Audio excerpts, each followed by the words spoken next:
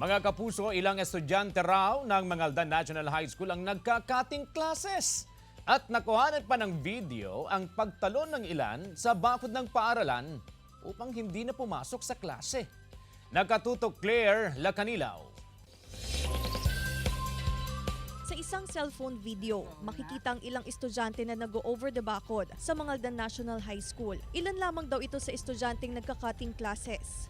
Nakasubmit yung pangalan nila sa guidance. So ang ating mga guidance counselors naman ay handa para tugunan kung ano po yung kinakailangang gawin para sa mga estudyanteng katulad nila na mahiling mag-cutting classes, mag-over the bakod, nagubuli. Mahigpit na ipinagbabawal ng pamunuan ng paaralan ng pagpasok ng mga outsider. Sila raw ang nangihimok sa mga estudyante upang mag-cutting classes. Sa pamamagitan nito, mababawasan kahit papaano ang bilang ng mga estudyanteng lumiliban sa klase. Isa rin sa ipinatutupad ang pag-i-issue ng vehicle pass o gate pass bago makapasok sa paaralan. Sila po ay sisitahin ng ating mga security guard, maglalagbok po sila at aalamin kung ano yung dahilan o ano yung purpose nila kung bakit sila ay papasok sa ating paaralan. Agree kami doon kasi para naman yung sa mga anak din namin na pumapasok dito sa Manghay, kailangan maging mahigpit din sila kasi hindi mo rin masabi ang disgrasya.